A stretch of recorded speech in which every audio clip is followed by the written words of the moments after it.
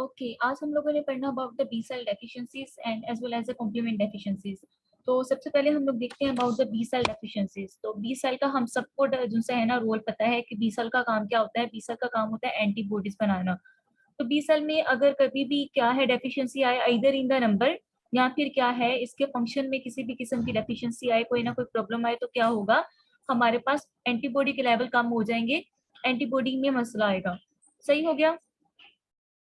अब वो लोग जिनके अंदर ये बी सेल डेफिशिएंसी होती है, तो ऑब्वियसली हम लोगों ने बार बार एक बात पढ़ी हुई है कि मैटरनल जो सी है ना फीटस लाइफ में आईजीजी एंटीबॉडी आ रही होती है मदर की तरफ से, एंड आफ्टरवर्ड जो है ना ब्रेस्ट मिल्क के थ्रू क्या है आईजी एंटीबॉडी बेबी के अंदर पास ऑन हो रही होती है। तो about 6 month to 1 year of life क्या है कि बेबी प्रोटेक्टेड होता है फ्रॉम द इन्फेक्शंस। बार बार होने वाले इन्फेक्शन से ना बेबी प्रोटेक्टेड होता है। क्यों? Because of the IgG and IG antibodies that came from the mother. वो मदर से आने वाली आईजीए और आईजीजी एंटीबॉडी की वजह से प्रोटेक्टेड होता है। लेकिन क्या है कि after about 6 month to 1 year of life in जो लोग हैं, ये बच्चे जो हैं जिनके अंदर कंजेंटल बी सेल डेफिशिएंसीज है, उनके अंदर क्या है बार बार इन्फेक्शन होना स्टार्ट हो जाते हैं। अब इनमें क्या है, इनमें जो है ना ज्यादातर बैक्टीरियल इन्फेक्शन ज्यादा हो रहे होते हैं, और जब वैक्सीनेशन इन बच्चों को दी जाती है तो उसके अगेंस्ट उसका वैक्सीन के अगेंस्ट रिस्पॉन्स आना होता है ना, वो सही नहीं आ रहा होता। और इससे ये क्लू मिल जाता है कि डेफिशिएंसी किसके अंदर है, वो बी सेल्स के अंदर है। और ज्यादातर जो से इन्फेक्शन बी सेल की डेफिशिएंसी की वजह से हो रहे होते हैं ना, वो इन्हीं साइट के हो रहे होते हैं जो कि साइट हमारी बॉडी के अंदर एंटीबॉडी की वजह से प्रोटेक्टेड फॉर्म में होती है। लाइक हमारे साइनसेस हो गए, इसके अलावा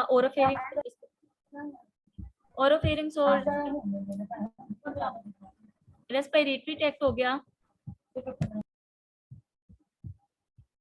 ठीक है, तो बदले में क्या होगा, इसके नतीजे में ओटाइटिस यानी कि कानों का इन्फेक्शन, सिनोसाइटिस हो गया, इसके अलावा न्यूमोनिया वगैरह यानी कि रेस्पिरेटरी और ओरोफेरिंग्स के जो इन्फेक्शन है ना इन साइड के वो ज्यादा होंगे, क्योंकि ये वाली साइड सबसे ज्यादा प्रोटेक्टेड किसकी वजह से होती है, एंटीबॉडी की वजह से।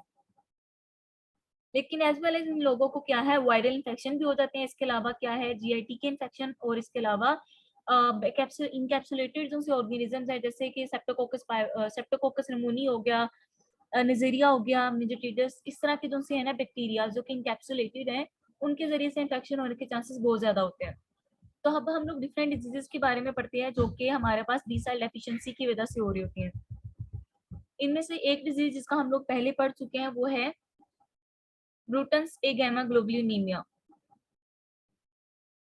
ये क्या है, ये एक्स लिंक जो सी है ना एक डिजीज है जिसके अंदर क्या है हमारी जो सी 20 साल की मैच्योरेशन के दौरान क्या है एक एंजाइम यूज हो रहा होता है ब्रूटन्स टायरोसिन काइनेज। अगर आपको याद हो B cell activation, B cell की जब मैच्योरेशन उनकी डेवलपमेंट हो रही होती है तो उस टाइम पे क्या है एक एंजाइम होता है ब्रूटन्स टायरोसिन काइनेज। अब ये एंजाइम क्या करता है कि जब हमारी 20 साल की सरफेस के ऊपर एक इम्यूनोग्लोबुलिन या इनके बी सेल रिसेप्टर अटैच होता है आके, तो ब्रूटन टायरोसिन काइनेज उसको डिटेक्ट करता है।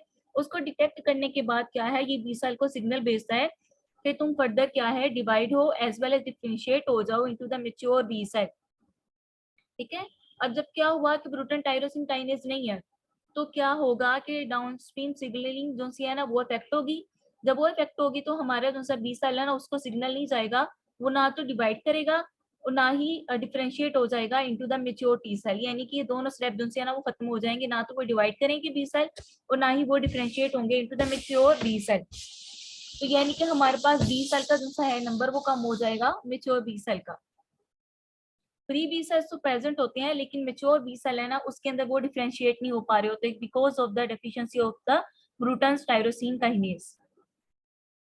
अब क्या होता है इन लोगों में, इन वाले लोगों में जिनमें ये ब्रूटन टायरोसिन काइनेज की डेफिशिएंसी होती है, उनके अंदर जब ऑब्वियसली ब्रूटन टायरोसिन काइनेज नहीं है तो सेल मेच्योर बी सेल में कन्वर्ट नहीं हुए, तो यानी कि हमारे पास जितनी भी एंटीबॉडी की क्लासेस है ना वो सब की सब कम हो जाएंगी, वो सबकी सब कम हो जाएंगी। तो इसके नतीजे में क्या है एक गैमा ग्लोबुलिनीमिया हो जाएगा। ये बात हम लोगों ने 20 साल की मैच्योरेशन में उनकी डेवलपमेंट में बहुत अच्छे तरीके से पढ़ी थी। तो इन लोगों में बेसिकली क्लिनिकली क्या जो से है हमारे पास साइन एंड सिम्टम्स आ रहे होते हैं, वो ये हो रहा होता है कि इनको बार बार जो से पाइजेनिक बैक्टीरियल इन्फेक्शन है ना वो बहुत ज्यादा हो रहे होते हैं। फॉर एग्जाम्पल साइनोसाइटिस हो गया, इसके अलावा निमोनिया हो गया, इसके अलावा ओटाइटिस मीडिया हो गया, यानी कि ये वाले इन्फेक्शन इन लोगों को बहुत ज्यादा हो रहे होते हैं। और वही बात पहले वाली आ गई कि about 6 month to 1 year of life ये लोग बिल्कुल ठीक होते हैं। और उसके बाद आहिस्ता आहिस्ता इन लोगों में क्या है, जैसे जैसे मैटरनल की तरफ से एंटीबॉडीज आई हुई थी, मैटरनल एंटीबॉडी लेवल्स कम होना शुरू होते हैं, वैसे वैसे इनमें क्या है, इन्फेक्शन के चांसेस बढ़ना शुरू हो जाते हैं और इनमें तब इन्फेक्शन ज्यादा होना शुरू हो जाते हैं। तो अब इनमें करते क्या है, इनको पूल्ड गैमा ग्लोबुलिन देते हैं।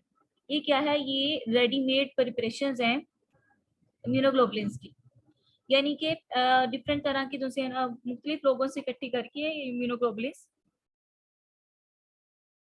उसका पूल बना के इन लोगों को दिया जाता है। जब इनको एंटीबॉडीज मिल जाती हैं तो क्या हो जाता है कि ये लोग इन्फेक्शन से बच जाते हैं। ये इनका ट्रीटमेंट होता है।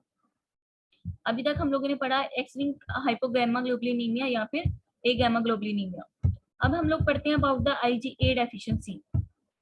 आईजीए डेफिशिएंसी क्या है, इसमें हमारे जो सा है बॉडी के अंदर आईजीए का जो सा है ना वो लेवल्स कम होंगे, उसकी डेफिशिएंसी होगी, लेकिन बाकी जो से है ना आईजीजी या आईजीएम इसके साथ जो है ना उनकी डेफिशिएंसी होना रेयर होता है। और यही सबसे ज्यादा कॉमन एंटीबॉडी है जो कि हमारे पास क्या है, उसके नंबर क्या है, कम होते हैं, जो कि जिसकी डेफिशिएंसी होती है। इसके अलावा बाकी जो सी एंटीबॉडी की क्लासेस हैं उनके नंबर अक्सर ही जो सी है ना नॉर्मली रहते हैं, वो रेयर ही केसेस में क्या है उनकी डेफिशिएंसी होती है। अब इन लोगों में क्या है, इन लोगों में ये हो रहा होता है कि जो से है ना class switching gamma sorry alpha chain की जो सी क्लास स्विचिंग है ना वो डिफेक्टेड होती है, वो सही नहीं हो रही होती। हैवी चेन जो सी अल्फा चेन की जो सी है जीन की क्लास स्विचिंग अल्फा चेन में वो सही से नहीं हो पा रही होती, जिसकी वजह से क्या हो जाता है, आईजीए की डेफिशिएंसी हो जाती है। और जब ये हो जाती है डेफिशिएंसी तो इसके नतीजे में क्या है, इन पर्सन को भी साइनस और लंग के जो से इन्फेक्शन है ना वो बार बार हो रहे होते हैं। साइनसिस और लंग की इन्फेक्शन जो से ना इन पर्सन में बार बार हो रहे होते हैं। लेकिन आईजीए की डेफिशिएंसी की वजह से क्या है, with the passage of time ये जो लोग है ना इनमें इन्फेक्शन के चांसेस जो है ना कम से कम होते जाते हैं, इन्फेक्शन की जो रेशियो है ना वो थोड़ी होती जाती है। ठीक है, स्टार्टिंग में फॉर एग्जांपल इन्फेक्शन ज्यादा था, उसके बाद वो थोड़ा कम होना शुरू हुआ, फिर कम होना शुरू हुआ, करते करते करते करते इन्फेक्शन का जो सा रेट है ना वो बहुत कम हो जाएगा। क्यों?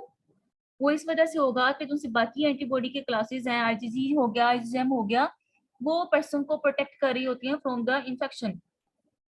तो जो सा आईजीए जो उसकी डेफिशिएंसी है ना वो इसकी वजह से जो से इन्फेक्शन के रेट है ना वो इनकी वजह से क्या है, पर्सन उससे प्रोटेक्ट हो जाता है इन्फेक्शन से।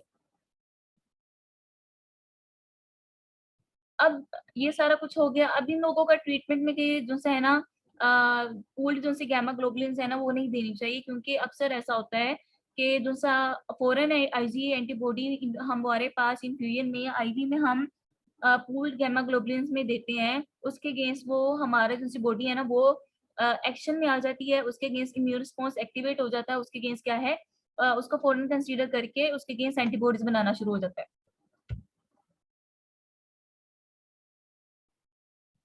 इसके अलावा अगर पर्सन में क्या है आईजीएम की सिलेक्टिव डेफिशिएंसी है तो उसके अंदर भी, या फिर आईजीजी की किसी भी सब क्लास के हम लोगों ने पढ़ा था कि इसकी सब क्लासेस होती हैं, तो अगर उनकी डेफिशिएंसी है तो उनमें भी क्या है कि लंग और साइनस के जो से इन्फेक्शन है ना वो ज्यादा होंगे। सही है, उनके इन्फेक्शन जो से है ना वो ज्यादा होंगे साइनसिस के एज वेल एज लंग्स के।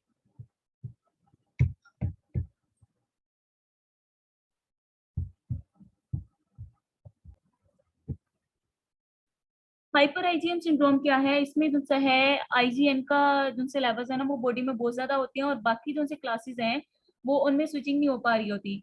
अब हम लोगों ने पढ़ा था कि जब हमारे पास एंटीबॉडीज बन रही होती हैं तो बेसिकली सबसे पहले आईजीएम बनती है, आईजीएम के बाद आईजीडी बनती है, फिर आईजीई बनती है, फिर आईजीई बनती है, इन द एंड क्या है आईजीएम में क्लास स्विचिंग हो रही होती है।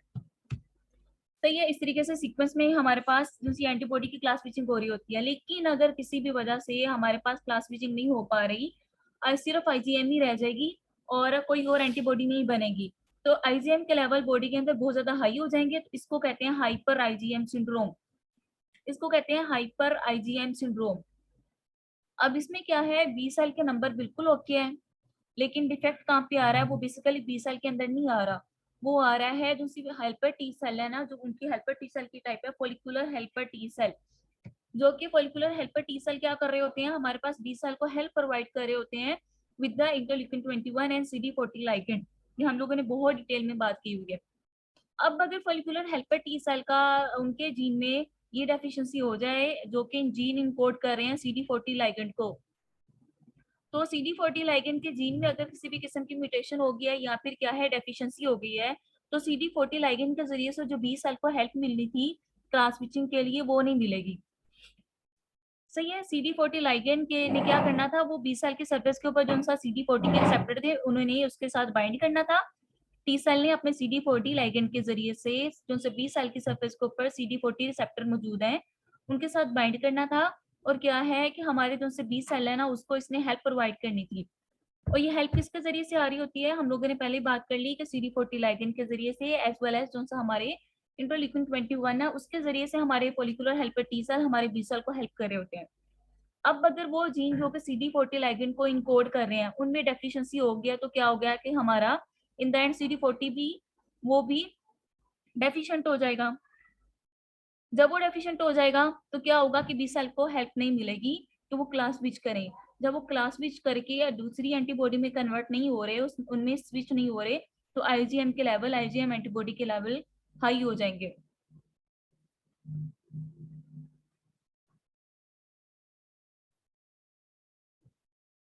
आईजीएम के लेवल हाई हो गए तो क्या हुआ है कि दूसरी एंटीबॉडी कम हो जाएंगी, उनके लेवल या तो खत्म हो जाएंगे या फिर क्या है बहुत ही कम होंगे। बी सेल में बेसिकली मसला नहीं है, मसला हमारे पास फॉलिकुलर हेल्पर टी सेल में आ रहा है, उनके CD40 लाइगेंड के जो जीन्स है उनमें आ रहा है। तो आईजीएम ज्यादा होगी जिसकी वजह से हम इसको कहते हैं हाइपर आईजीएम सिंड्रोम।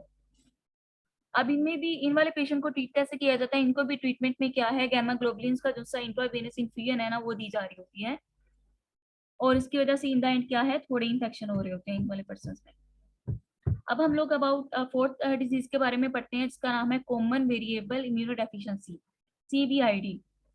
अब इस ये अबाउट ये दूसरा ग्रुप ऑफ डिजीजेस हैं और इनमें से अक्सर डिजीजेस का पता ही नहीं है कि वो हो किस वजह से रही होती हैं, लेकिन कुछ डिजीजेस हैं उनके बारे में पता है। उसमें ये है कि हमारे पास जो सी IgG है ना उसके लेवल कम हो जाते हैं। CVID में क्या है, IgG के लेवल कम हो जाते हैं और जो सी इसका बेसिक कोज अभी तक पता है वो यही पता है कि जो से है हमारे हेल्पर टी सेल्स है ना उनमें बेसिकली फंक्शनल डिफेक्ट होता है किसी ना किसी लेवल पे। हमारे जो से हेल्पर टी सेल है ना, डिफेक्ट उनके अंदर होता है, ना कि हमारे बी सेल के ऊपर। हमारे बी सेल नॉर्मल होते हैं इनके अंदर। और क्या होता है कि जैसे हेल्प आनी होती है बी सेल्स को टी सेल के जरिए से, वो नहीं सही आ पा रही होती। और क्या होता है कि बी सेल अपना काम सही नहीं कर पा रहे होते। और इन वाले पेशेंट में क्या होता है कि IgG के लेवल कम होते हैं। और इनमें भी जो उनसे है पायोजेनिक बैक्टीरिया जो कि सिनोसाइटिस हो गया, न्यूमोनिया वगैरह कोज कर रहे हैं, उनकी वजह से इन्फेक्शन होने के चांसेस काफी ज्यादा होते हैं।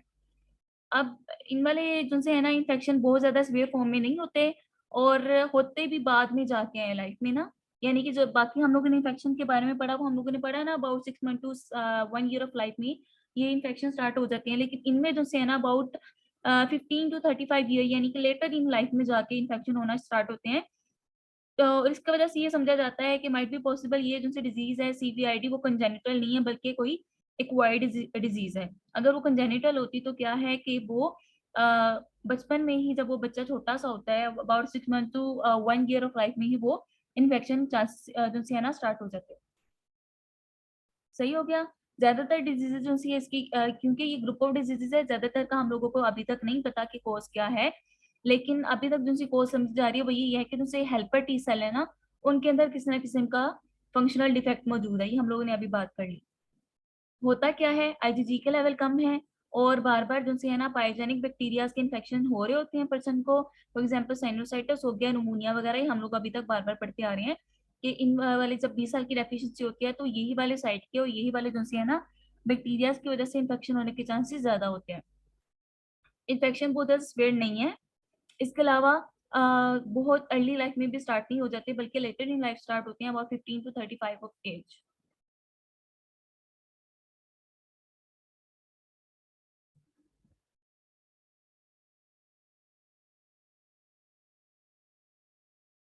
और इनमें भी क्या है जैसे इंट्रावेनस गैमा ग्लोबुलिन्स की इन्फ्यूजन दी जा रही होती है और उसके जरिए से पेशेंट को ट्रीट किया जा रहा होता है।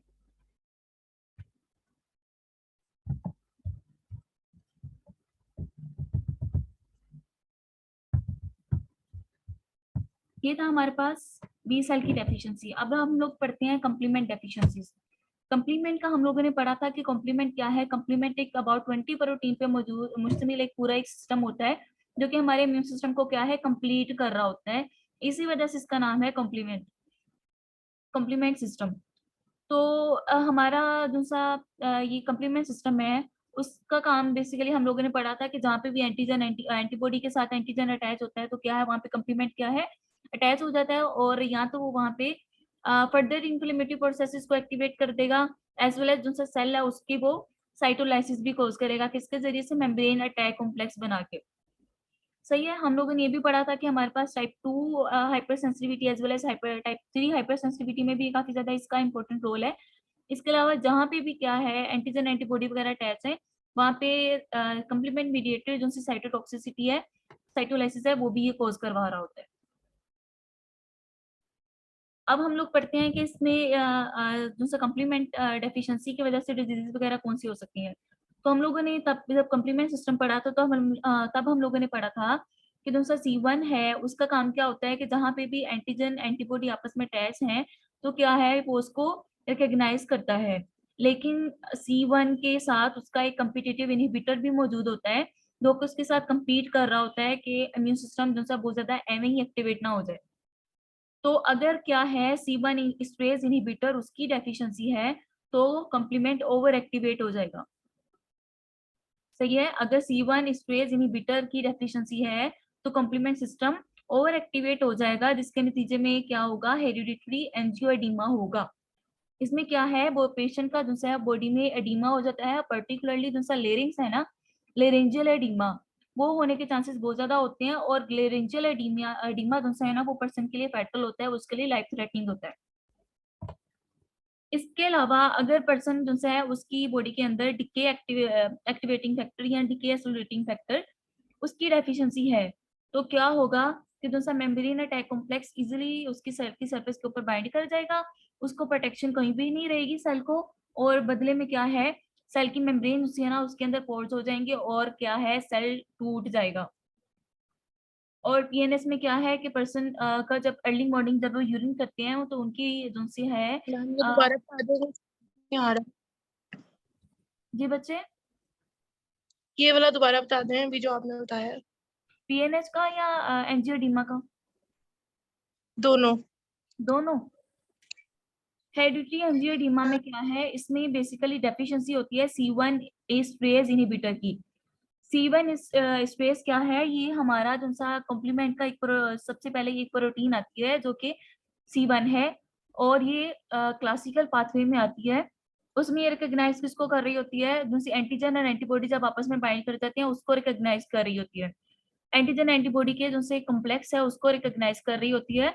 उसको रिकॉग्नाइज करके क्या है C1 पूरा जो सा कैस्केड को चला के हमारा कॉम्प्लीमेंट सिस्टम को काम करवा रही होती है, सेल की ब्रेकडाउन करवा रही होती है।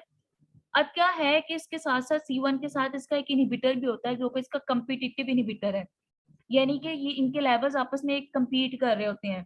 तो C1 इनहिबिटर क्या है कि इसके C1 के साथ कम्पीट कर रहा होता है कि ये फजूल में ये जो सा कम्प्लीमेंट है ना वो एम ओवर एक्टिवेट ना हो जाए, यानी कि एक चेक रख रहा होता है इनहिबिटर जो सा है C1 का। अब क्या है कि अगर C1 इनहिबिटर की डेफिशिएंसी है, C1 इनहिबिटर की डेफिशिएंसी है तो क्या होगा कि जो सा C1 के ऊपर कोई भी चेक नहीं रहा और C1 ने जैसे ही एंटीजन एंटीबॉडी को डिटेक्ट किया उसने पूरा कॉम्प्लीमेंट सिस्टम क्या है एक्टिवेट करवा दिया। और जब वो एक्टिवेट करवा देगा, C1 स्ट्रेस इनहिबिटर की डेफिशिएंसी की वजह से ओवर एक्टिवेशन होगी तो उसके नतीजे में डिजीज होगी ना, उसको हम कहते हैं हेरिडिटरी एंजियोएडिमा। नाम से पता चल रहा है कि इसमें क्या है, एडिमा हो रहा होता है। और सबसे ज्यादा फैटल जब पर्सन पेशेंट चला जाता है वही होता है कि लेरिंग्स का एडिमा हो जाता है। लेरेंजियल एडिमा जो सा है ना हेरिडिटरी एंजियोएडिमा में वो फैटल होता है। अब हम लोग पढ़ते हैं about the पीएनएच, proximal nocturnal haemoglobin urea. जब हम लोगों ने पढ़ा था कॉम्प्लीमेंट के बारे में तब हम लोगों ने इसके बारे में काफी डिटेल में पढ़ा था। तब हम लोगों ने बात कही थी कि इन वाले पेशेंट में क्या है, जब ये अर्ली मॉर्निंग यूरिन करते हैं तो इनका जो सा है ना यूरिन ब्लडी होता है। अब क्या है कि रात के टाइम में इनमें बेसिकली होता है कि इनमें ये होता है कि जो सा इनके सेल्स है ना उनकी सरफेस के ऊपर डिके एक्सेलरेटिंग फैक्टर नहीं होता। अब ये जो सा फैक्टर है ना, इसका काम होता है कि सेल को प्रोटेक्ट करना। प्रोटेक्ट किससे करना? जो सा कॉम्प्लीमेंट सिस्टम है वो सबसे लास्ट में क्या है, मेम्ब्रेन अटैक कॉम्प्लेक्स बना रहा होता है। और मेम्ब्रेन अटैक कॉम्प्लेक्स का काम होता है कि सेल की लाइसिस करना, सेल के अंदर पोर करवा के सेल की लाइसिस करवा देना। अब नॉर्मल सेल्स को तो महफूज रखना है ना इससे, कॉम्प्लीमेंट से। तो नॉर्मल सेल को महफूज रखने के लिए अल्लाह ताला ने हमारे सेल के सरफेस के ऊपर क्या है, डिके एक्सेलरेटिंग फैक्टर अटैच किया होता है। अब अगर सेल की सरफेस के ऊपर क्या है, डिके एक्सेलरेटिंग फैक्टर मौजूद नहीं है, तो बदले में क्या होगा, सेल की प्रोटेक्शन जो सी कॉम्प्लीमेंट के एक्टिवेटेड ग्लास वाले प्रोडक्ट बन रहे हैं उससे नहीं हो पाएगी। तो सेल क्या होगा, वो लाइस हो जाएगा। अब इन द मॉर्निंग इन लोगों को क्या है, ब्लीडिंग क्यों हो रही होती है, वो इस वजह से हो रही होती है कि इनके जो सेल की रात के टाइम पे क्या है कि जो सी ये पीएच होती है ना, वो एसिडिक हो जाती है। और जब वो एसिडिक हो जाती है तो उस टाइम पे सेल के ब्रेकडाउन के चांसेस ज्यादा हो जाते हैं। सेल की प्रोटेक्शन होती नहीं है।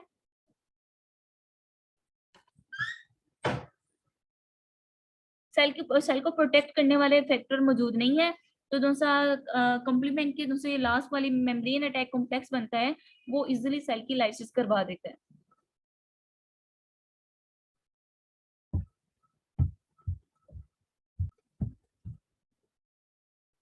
ओके, अब हम लोग बात करते हैं कि अगर कॉम्प्लीमेंट के कोई भी प्रोटीन वगैरह की डेफिशिएंसी हो जाएगी, उसको कोई भी कंपोनेंट की डेफिशिएंसी हो जाएगी तो क्या हो सकता है।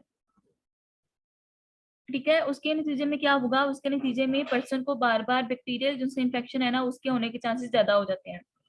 फॉर एग्जाम्पल, अगर C3 कंपोनेंट है, C3 कंपोनेंट है जो का कॉम्प्लीमेंट सिस्टम का, अगर उसकी डेफिशिएंसी हो गई है तो पर्सन में पायोजेनिक बैक्टीरिया के जरिए से इन्फेक्शन होने के चांसेस बहुत ज्यादा है और पर्सन को सेप्सिस में भी चला जाता है। ठीक है, और इसके अलावा अगर मेम्ब्रेन अटैक कॉम्प्लेक्स जो कि किससे मिलकर बनता है, जो कि C5b प्लस C6 C7 और C8 इन सब से मिलकर बना होता है मेम्ब्रेन अटैक कॉम्प्लेक्स।